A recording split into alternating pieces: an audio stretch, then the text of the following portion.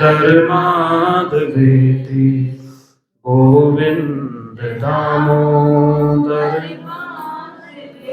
बोलिए श्री कृष्ण दामोदर भगवान की जय। ऋषि श्री सूत जी से पूछते हैं, विष्णु पदाग्र संभूता या गंगे यभिधीयते मुनिभस्तन्महाभाग यदा वत् वक्तुम अर्हसि। कि भगवान के श्री चरणों से गंगा जी का प्राकट्य किस प्रकार से हुआ, यह बात आप बताइए। तब सूत जी कहते हैं कि शृणुध्वं मुनय सर्वे विष्णु ध्यान परायण गीतम च पृथुराजाय नारदेन महात्मना उपाख्यानम महापुण्यम यदताम शृणुताम तथा सर्व पाप प्रशमनम अपवर्ग फलप्रदम। यह जो कथा है गंगा उतरण की, यह श्री नारद जी ने राजा पृथु को सुनाई थी। इस कथा को कहने वाला सुनने वाला दोनों को ही पुण्य की प्राप्ति होती है। सर्व पाप प्रशमनम अपवर्ग फलप्रदम, समस्त पापों का विनाश करने वाली और धर्म अर्थ काम मोक्ष चारों पदार्थ प्रदान करने वाली, स्वर्ग और मुक्ति प्रदान करने वाली यह कथा है। कश्यप मुनि, जिनकी अनेक पत्नियों में एक पत्नी का नाम था अदिति, अदिति से ही देवताओं का प्राकट्य हुआ और उन देवताओं में इंद्र देवता स्वर्ग के अधिपति हुए। दिति से दैत्यों का जन्म हुआ और दैत्य नीचे के लोकों के अधिपति हुए, पृथ्वी लोक से नीचे। लेकिन दैत्य देवताओं से वैर भाव रखते थे और बार बार देवताओं पर आक्रमण करते थे, देवताओं को पराजित करते थे और देवताओं को स्वर्ग से निकाल देते थे। ये कार्य बार बार होता रहता था। तो एक प्रहलाद के पुत्र थे जिनका नाम राजा बलि था, और वह जो राजा बलि थे उन्हें दैत्याधिपति बनाया गया और राजा बलि ने स्वर्ग पर आक्रमण करके स्वर्ग को देवताओं से रहित कर दिया और देवता स्वर्ग से भाग करके और कंदराओं में जाकर के छुप गए। भगवान विष्णु से प्रार्थना की। भगवान विष्णु ने कहा कि इस समय जो दैत्य हैं वो धर्म कर्म में लगे हुए हैं, और जो व्यक्ति धर्म कर्म करता है, जो व्यक्ति ब्राह्मणों का सम्मान करता है, जो व्यक्ति अपने गुरुजनों का सम्मान करता है, उसको किसी प्रकार से हराया नहीं जा सकता, मारा नहीं जा सकता। तो जब तक इनमें धर्म में आस्था है तब तक इनको मारा तो नहीं जा सकता। तुम इनसे संधि कर लो और संधि करके फिर तुम समुद्र को मथो और समुद्र को मथ करके जो भी रत्न मिले वो तुम आधे आधे बांट लेना। और उन रत्नों में जो सबसे महत्वपूर्ण रत्न होगा वह रत्न है अमृत। उस अमृत को तुम पा लेना। देवताओं को तुम्हें अमृत मिलेगा और दैत्यों को केवल परिश्रम मिलेगा, और हम इसमें तुम्हारी सहायता करेंगे। अकेले तुम कर नहीं सकते और अकेले दैत्य भी समुद्र को नहीं मथ सकते। समुद्र को मथने के लिए देवता और दैत्यों को इकट्ठा होना आवश्यक है। तो भगवान ने जब ऐसा कहा तो देवताओं ने इंद्र को आगे करके दैत्यराज बलि से संधि कर दी।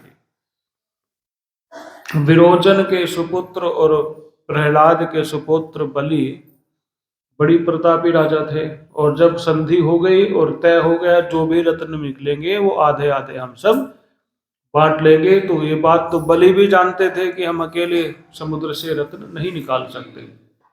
समुद्र मंथन हुआ और सबसे पहले समुद्र में से हलाहल नाम का विष निकला।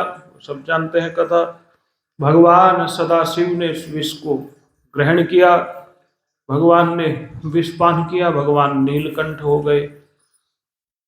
फिर एक एक करके अनेक रत्न निकलने लगे। जब सबसे अंत में अमृत कलश लेकर के धन्वंतरी जी प्रकट हुए तो दैत्यों के मन में लोभ आ गया और उन्होंने बिना विचारे ही उन धन्वंतरी जी के हाथ से अमृत छीन लिया और वो वहां से भाग गए।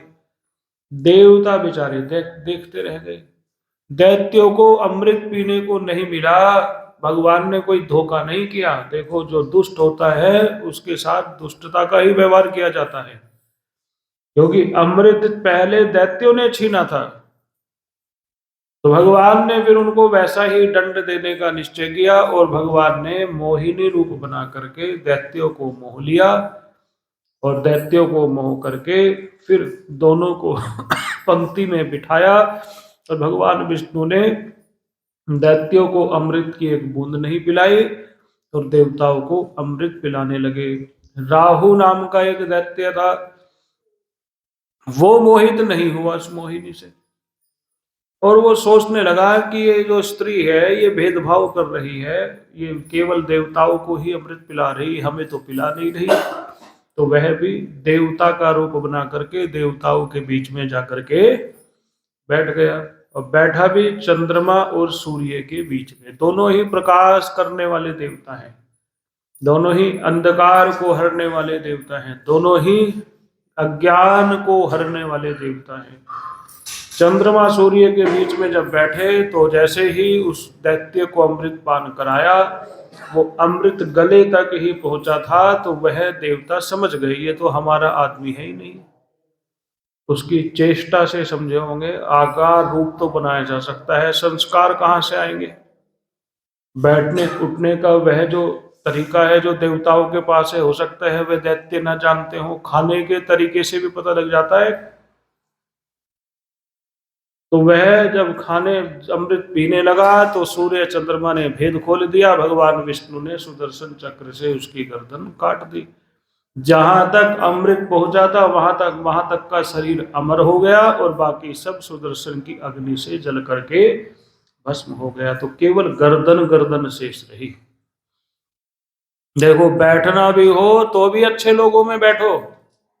वो भले ही दैत्य था, देवता का रूप बना करके बैठा था, तो भी ब्रह्मा जी ने उसे देवता ही बना दिया।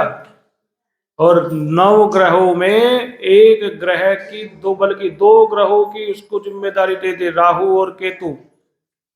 तो शीश और धड़ दोनों को अलग अलग रूप में मान्यता दे दी। उसकी भी बड़ी विस्तार से कथा है कैसे वो बने। तो बैठना हो तो भी अच्छे लोगों में बैठो।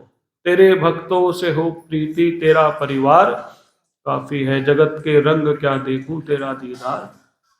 तो संगति करो तो अच्छे लोगों की करो। बैठो, बैठना वैसे तो अकेले रहो। भक्त के लिए कहा है कि भक्त के लिए भीड़ भाड़ अच्छी नहीं है, भक्त के लिए जमात अच्छी नहीं है। भक्त को तो अकेले रहना चाहिए। अकेले में ही भजन होता है, या 2 लोग भजन कर सकते हैं, 2 से अधिक भजन नहीं कर सकते। तो या तो अकेला भजन होगा या 2 लोग कर सकते हैं। 2 से ज्यादा बैठोगे तो बातें ही करोगे, भजन कम करोगे। तो वो दैत्य देवता बन गया और वहां देवासुर संग्राम छिड़ गया।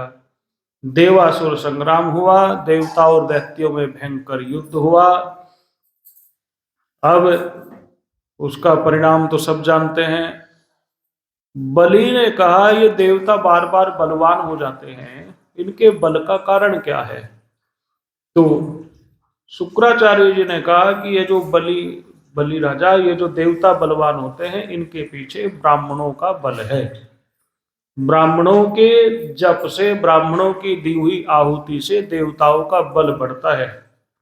हम लोग जो है जब घर पे हवन करते हैं तो उस हवन से देवताओं को भोजन मिलता है। जैसे शरीर को भोजन की आवश्यकता होती है, ऐसे ही देवताओं को यज्ञ की आवश्यकता होती है।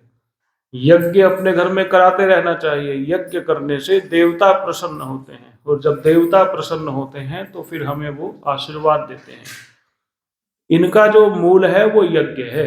यज्ञ से देवताओं का बल बढ़ता है, और यज्ञ कराने की विधि विधि ब्राह्मण जानते हैं। तो ब्राह्मणों का जो आदर करता है उसका पग पग पर कल्याण होता है। तब राजा बलि ने कहा कि कितने यज्ञ करने चाहिए? तो शुक्राचार्य जी ने कहा जो 100 यज्ञ कर लेता है उसको शतक्रतु कहते हैं, और वही स्वर्ग के राजा बनने का अधिकारी होता है। तो 100 यज्ञ करने का बलि ने निश्चय किया। उसकी इतनी श्रद्धा जाग गई कि दैत्य होने पर भी उसने ब्राह्मणों को आगे करके यज्ञ करना आरंभ कर दिया, और 99 यज्ञ उसके पूरे हो गए। एक जब अंतिम रह गया तो पूरे पृथ्वी पर रहने वाले ब्राह्मण, क्षत्रिय, वैश्य, शूद्र, ऋषि, मुनि, राक्षस, असुर, दैत्य सब प्रसन्न थे। ऐसा नहीं कि राजा बलि ने मनुष्यों के ऊपर अत्याचार किया। राजा बलि का शासन तो बहुत उत्तम शासन माना जाता है।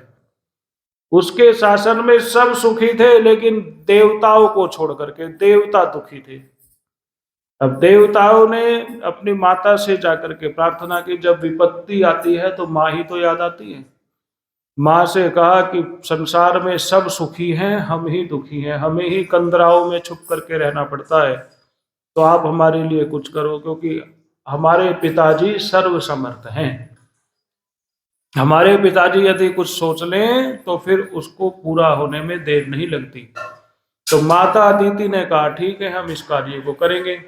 तो जब कश्यप ऋषि आए माता अदिति के आश्रम में, तो माता ने हाथ जोड़ करके कहा मेरे पुत्र दुखी हैं, और जब पुत्र दुखी होते हैं तो माता कैसे सुखी हो सकती है, और आप सर्व समर्थ हैं, आप मेरे पुत्रों के दुख दूर होने का कोई उपाय बताइए।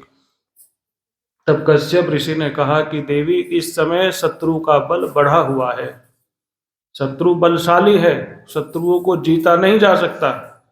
भगवान विष्णु यदि प्रसन्न हो जाएं और प्रसन्न होकर के तुम्हें वरदान दे तो फिर कुछ भी असाध्य नहीं है। तो फिर क्या किया जाए? तो एक व्रत भगवान कश्यप जी ने माता अदिति को बताया और कहा कि इस व्रत का तुम पालन करो, और भगवान विष्णु जब दर्शन देने के लिए आए तो उन्हें पुत्र रूप में मांग लो, उन्हें अपना पुत्र होने का वरदान मांग लो। माता अदिति ने नियम से पूजा की। पूजा से प्रसन्न होकर के भगवान विष्णु जब वरदान देने के लिए आए तो माता अदिति ने कहा कि हे प्रभु, आप मेरे पुत्र बनकर के जन्म लो और राजा बलि से हमारे पुत्रों का राज्य हमें वापस दिलाओ।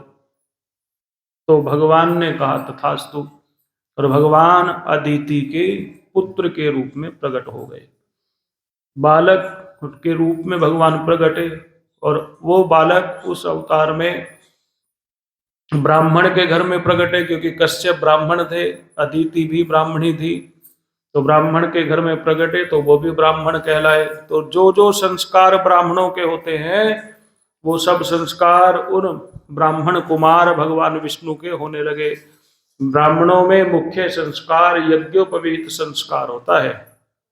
तो यज्ञोपवीत संस्कार जब होने लगा तो देवताओं ने आकर के जो ब्रह्मचारी को आवश्यकता होती है वो सब वस्तुएं दी। किसी ने कोपीन दिया, किसी ने मेखला दी, किसी ने छत्र दिया, किसी ने पादुका दी, किसी ने माला दी, किसी ने कमंडल दिया। अब यज्ञोपवीत संस्कार में एक भिक्षा विधि होती है, उसमें भिक्षा मांगी जाती है। तो कुबेर ने भिक्षा का पात्र दिया, जिस पात्र में भिक्षा मांगनी है वो किसने दिया, और उस भिक्षा पात्र में प्रथम भिक्षा माता अन्नपूर्णा ने दी। तो जब अन्नपूर्णा किसी को कुछ देती है फिर उसके पास क्या कमी रहती है, तो ये प्रतीक हुआ कि माता ने पहले भिक्षा दी। और भगवान विष्णु जब मांगने के लिए बलि राजा के यहाँ जाने लगे तो भगवान वामन हो गए, छोटे हो गए। जब हम किसी के यहाँ मांगने जाते हैं तो कोई चाहे कितना भी बड़ा क्यों ना हो, मांगने की भावना आते ही मांगने वाला व्यक्ति छोटा हो ही जाता है। चाहे कोई कितना भी सम्मान करता हो, जब आप उस सम्मान करने वाले व्यक्ति के यहाँ मांगने के लिए जाएंगे, उसके मन में आपके प्रति भाव वैसा नहीं रहेगा जैसा पहले था। वो आपको दे तो देगा, लेकिन वो आपको अपने से छोटा मानने लगेगा। कलयुग है, कलयुग में तो और ज्यादा इस चीज का भाव होता है। तो भगवान जब मांगने चले तो भगवान विराट होकर भी वामन हो गए, विशाल होकर भी बोने हो गए। और वामन भगवान कश्यप ऋषि के पुत्र बलि के उस यज्ञ में पहुंच गए और जाकर के बलि की प्रशंसा करने लगे। और प्रशंसा करते हुए बलि से कहने लगे, हमें 3 पग भूमि चाहिए। कथा तो आपने सुनी ही है। तो भगवान ने कहा, बलि भगवान के इस रूप को देख करके मोहित हो गया।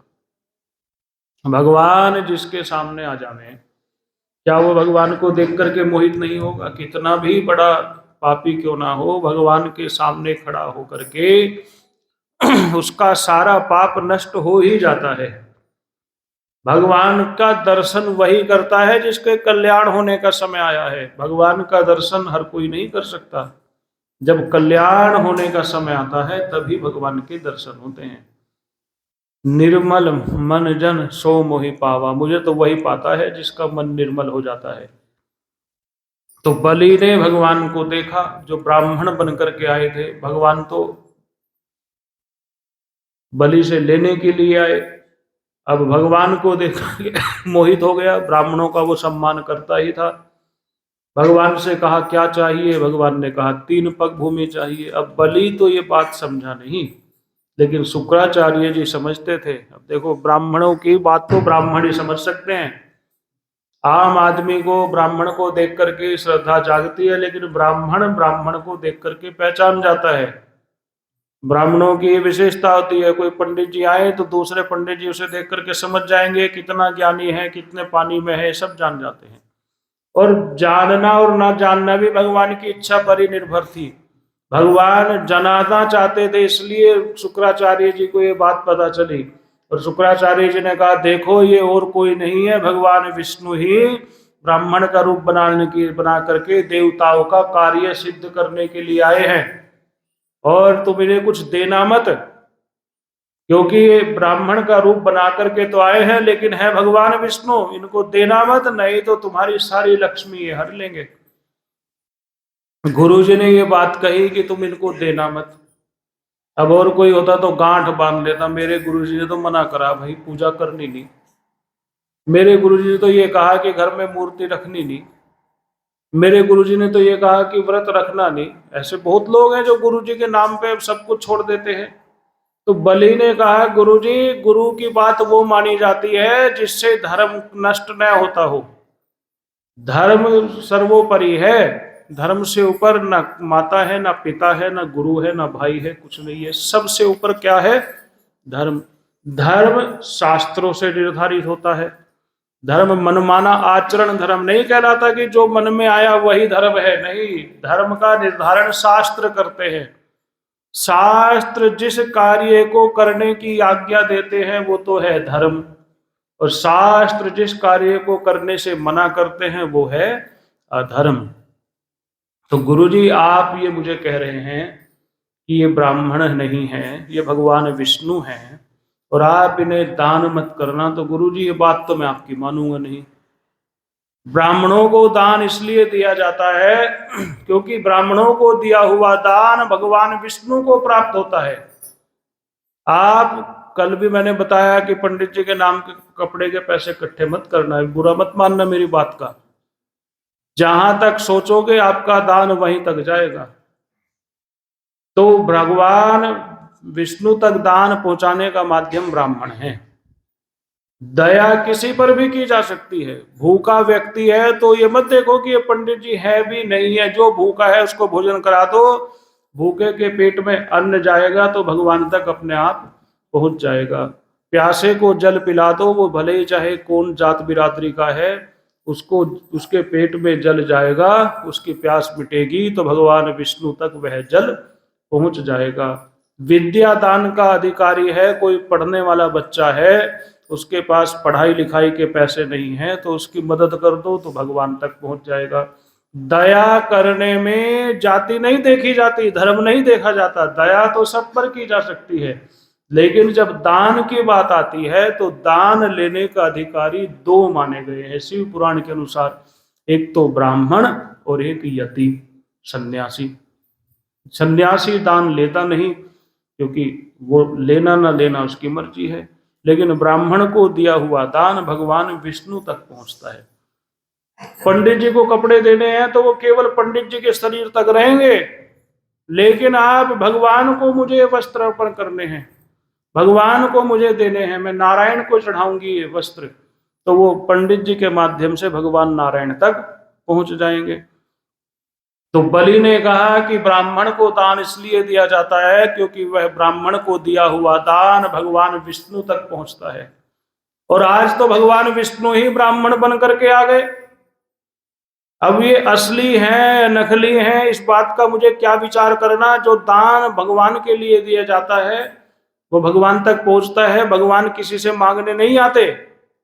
भगवान विष्णु आपको नहीं कहेंगे मेरे लिए वस्त्र सिलवा दो, भगवान नहीं कहेंगे मुझे मालपुए का भोग लगा दो, भगवान नहीं कहेंगे मेरे लिए तुम कल को लड्डू लाना चढ़ाना। भगवान किसी से मांगते हैं? मांगा आज तक भगवान ने किसी से कि मेरे लिए कल को फूल की माला लाना? ब्राह्मण ही कहते हैं कि भगवान को फूल की माला चढ़ाओ, माला चढ़ाने से भगवान प्रसन्न होते हैं। ब्राह्मण ही कहते हैं कल को लड्डू का भोग लगाना, तो भगवान लड्डू से प्रसन्न होते हैं। ये ब्राह्मण कहते हैं, फिर भक्त उस कार्य को करता है, भगवान तक पहुंच जाते हैं। भगवान किसी से नहीं मांगते। लेकिन आज भगवान खुद मांगने आए हैं। मैं ऐसा क्यों करूं कि एक तो भगवान ब्राह्मण का रूप बना करके आए हैं, आपने पहले कहा ब्राह्मण का सम्मान करो। एक तो ये ब्राह्मण का रूप बना करके आए हैं, दूसरे स्वयं नारायण है। तो ऐसा अवसर मुझे जीवन में दोबारा मिलने वाला नहीं है। धन संपदा की बात क्या है, यदि मेरा सर्वस्व भी ले लें, यदि मुझे भी ये ले लें तो भी उसमें मेरा कल्याण ही है। मेरा जो सब कुछ है भगवान का ही तो है। तो भगवान इस भाव से बड़े प्रसन्न हुए, लेकिन प्रसन्नता दिखाई नहीं भगवान ने, भगवान मुंह नहीं रहे। बलि ने कहा गुरुजी आप संकल्प करो। गुरुजी ने कहा ठीक है। और जैसे ही संकल्प करने लगे, कमंडल से जल निकालने लगे। गुरुजी को अपने चेले की चिंता थी, शुक्राचार्य जी को। गुरुजी तो जानते थे क्या होना है, गुरुजी तो सब जानते हैं। पुरोहित शब्द का अर्थ है जो अपने यजमान का हित चाहता हो, उसको पुरोहित कहते हैं। अब हो क्या गया है कि सबके दिमाग में पैसा है। क्या है सबके दिमाग में? पंडित जी के भी दिमाग में पैसा है। यजमान आवेगा, पंडित जी पहले सोचेंगे इस पे से कितने पैसे लेने हैं। और यजमान के दिमाग में भी पैसा ही है कि बस सोच समझ के मुझे पैसे देना है। पंडित जी चाहे कुछ भी कहें, जो देना है मुझे तो वही देना है। पंडित जी ज्यादा मांगेंगे तो भी मैं 100 ही रुपये दूंगा। तो यजमान के दिमाग में क्या है? पैसा। पंडित के दिमाग में क्या है? वो उस दोनों के दिमाग में धन ही चलता है। पहले ब्राह्मण के दिमाग में धन नहीं होता था, यजमान का हित होता था। और यजमान के मन में भी ये भाव नहीं होता था। यजमान भी सोचता था जो गुरुजी मांगेंगे मैं तो वही दूंगा। तो अब तो सब सोचते हैं, सब दिमाग से चलते हैं, और धन से ऊपर कुछ है ही नहीं। धन के आगे तो माँ बाप को लोग तिलांजलि दे देते हैं, धन के आगे तो पत्नी पति को ठोकर मार देती है, धन के सामने तो माता पिता पुत्र को भी त्याग देते हैं। आजकल तो ऐसा समय आ गया है, जरूरी नहीं कि पुत्र ही माता पिता को त्यागे। पैसे के लोभ में माता पिता भी अपने पुत्र को किनारे कर देते हैं। तो धन सबसे महत्वपूर्ण हो गया है। गुरुजी जो थे वो पुरोहित थे, हित चाहते थे अपने यजमान का। तो गुरुजी ने सोचा ऐसे नहीं तो युक्ति लड़ाओ। और कमंडल के उस जल स्थान में जहां से जल निकलता था, गुरुजी छुप करके बैठ गए। एक रूप से तो सामने ही बैठे, ऐसे नहीं कि वो उठ के कमंडल में घुस गए, वो सामने ही बैठे हैं। और दूसरे रूप से गुरुजी कमंडल के अंदर प्रवेश कर गए। जब जल नहीं निकला तो समझ में नहीं आया, भगवान विष्णु समझ गए ये गुरुजी की करामात है। और भगवान विष्णु ने कुशा निकाली अपने आसन से, और आसन से उस कमंडल में जहां से वो छेंक था उस छेंक के अंदर डाला, और गुरुजी की आंख में जाकर के लगी, और गुरुजी की एक आंख उस कुशा से फूट गई। आज भी आज भी शुक्राचार्य जी एक ही आंख वाले हैं। ऐसा नहीं कि वो दो आंखें नहीं लगा सकते थे। शुक्राचार्य जी संजीवनी विद्या जानते थे, वो मरे हुए को जिंदा कर सकते थे, अपनी दूसरी आंख नहीं लगा सकते थे। बोलो, जो डॉक्टर सबका इलाज करता है, क्या वो अपना इलाज नहीं कर सकता?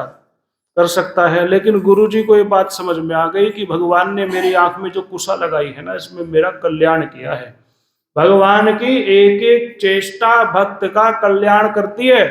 गुरुजी समझ गए कि जब तक मेरे मन में मैं और मेरे की भावना रहेगी, तू और तेरे की भावना रहेगी, तब तक मुझे भगवान की झांकी का दर्शन होने वाला नहीं है। तो भगवान ने गुरु जी की एक आंख फोड़ करके भगवान को, एक गुरु जी को एक अक्षी बना दिया, एक आंख वाला बना दिया। एक आंख वाले का मतलब ये होता है कि सबको एक भाव से देखे।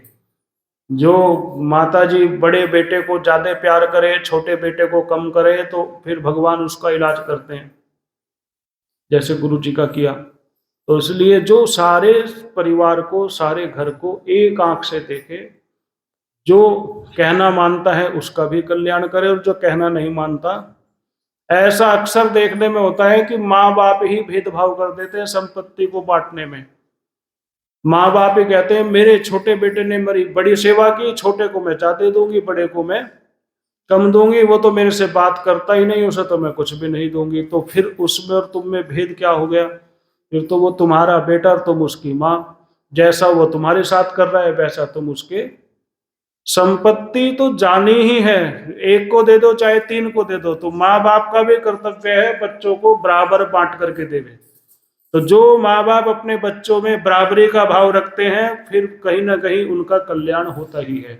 और जो माँ बाप ही बच्चों में भेदभाव रखेंगे, फिर बच्चे तो माँ बाप से ज्यादा रखेंगे। कई बार तो ऐसा होता है, माँ शेर और बेटा सवा शेर, और बहू ढाई शेर, बहू बहू उससे भी आगे आती है। तो भगवान ने एक आंख, जो भगवान ने उनकी कुशा लगा करके आंख को जो किया, वो आंख खराब नहीं की, भगवान ने वो आंख ठीक कर दी।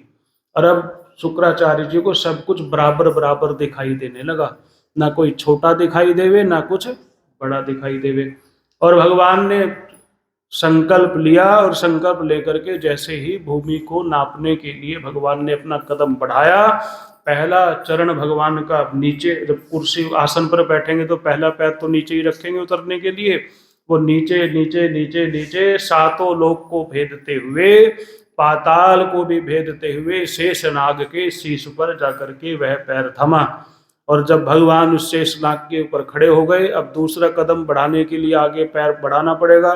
भगवान ने जब दूसरा पैर उठाया तो उठते उठते उठते उठते ऊपर के सातों लोक, और सबसे सातवां जो लोक है वो सत्य लोक है। सत्य लोक ब्रह्मा जी का लोक है, सबसे ऊपर है ब्रह्मा जी। सत्य लोक को भी भेद दिया, और सत्य लोक को भेद करके ब्रह्मांड, जिसको ब्रह्मांड कहते हैं, वो पूरा आवरण उस ब्रह्मांड के बाहर गंगा जी थी, उस ब्रह्मांड को भेद दिया। और भेद करके वो जो भगवान का चरण था ब्रह्मांड में, उसमें छेद कर दिया, और उस छेद से जल निकला। आकाश गंगा जिसको कहते हैं, वो गंगा आकाश से, ब्रह्मांड से वो जल रिसने लगा और भगवान के चरणों पर गिरने लगा। जैसे चरण धो करके चरण धोवनी इकट्ठी की जाती है, ब्रह्मा जी ने सोचा ये अवसर दोबारा नहीं मिलेगा, भगवान के चरण धुल रहे हैं, और ब्रह्मा जी ने कमंडल में वह जल इकट्ठा करना शुरू कर दिया। वही गंगा जी थी। गंगा जी का प्राकट्य वही हुआ, भगवान के चरणों से गंगा जी का प्राकट्य हुआ। भगवान के चरणों की रज है गंगा जी में। भगवान के चरणों की रज को इकट्ठा करके, जल को इकट्ठा करके ब्रह्मा जी ने कमंडल में रख लिया, और भगवान ने दो पग आकाश में और पाताल में, और एक पैर और भगवान का प्रकट हो गया। किसी के तीन पैर नहीं होते, भगवान का एक पैर और प्रकट हो गया, जो हवा में लटकने लगा ऐसे। और हवा में लटकते हुए भगवान ने कहा, देख दो पग में तो सब कुछ नाप लिया, अब तीसरा पग कहाँ रखूं? तो फिर राजा बलि ने कहा कि आप मेरे शीश पर अपना तीसरा पग रख लीजिए। और भगवान ने बलि के शीश पर तीसरा पग रख दिया। तीसरा पग रखते ही बलि का तो कल्याण हो गया। बोलो श्री हरि विष्णु भगवान। अंत में भगवान ने कहा कि तुम सुतल लोक में जाओ, वहां पूरा लोक तुम्हारा है, सुतल लोक हम तुम्हें देते हैं, वहां आराम से परिवार के साथ रहो। प्रहलाद जी से कहा अपने पोते को ले जा करके सुतल लोक में आप निवास करो, सारी सुख सुविधाएं तुम्हें वहीं मिलेगी। प्रहलाद जी ने कहा सारा सुख तो आपके अंदर है, आप ही तो सुख की राशि है, आनंद की राशि तो आप ही हैं। आप हैं तो सुख है, आनंद है, आप नहीं है तो कुछ भी नहीं है। तो हम तो जहां रहेंगे आपकी आज्ञा के अनुसार रहेंगे, लेकिन आपको भी अपने साथ रखेंगे, आपके बिना हम नहीं रह सकते। तो भगवान ने कहा ठीक है। तो भगवान सुतल लोक में द्वारपाल बन करके, सुतल लोक के द्वारपाल बन करके आज भी विद्यमान हैं। 5 दिन तक धन त्रयोदशी से लेकर के धनतेरस से लेकर के और यम द्वितीया तक 5 दिन तक राजा बलि पृथ्वी पर आते हैं, पृथ्वी पर शासन करते हैं 5 दिन तक। उनके नाम से जो दान करता है, उनके नाम से जो अन्न वस्त्र भूमि भोजन आदि का दान करता है, उससे राजा बलि बड़े प्रसन्न होते हैं। राजा बलि भगवान के बहुत बड़े भक्त हैं, इसलिए राजा बलि को भी प्रणाम करना चाहिए। कलावा जब बांधते हैं, बहन जब भाई के हाथ में राखी बांधती है रक्षाबंधन में, तो मंत्र बोला जाता है येन बद्धो बलि राजा दानवेंद्रो महाबले तेन त्वाम प्रतिबदनामी रक्षे माचल माचले। इसलिए राजा बलि को भी प्रणाम करते रहना चाहिए। यह गंगा अवतरण की कथा है। बोलो श्री हरि विष्णु भगवान की, लक्ष्मी नारायण भगवान की, श्रीमन नारायण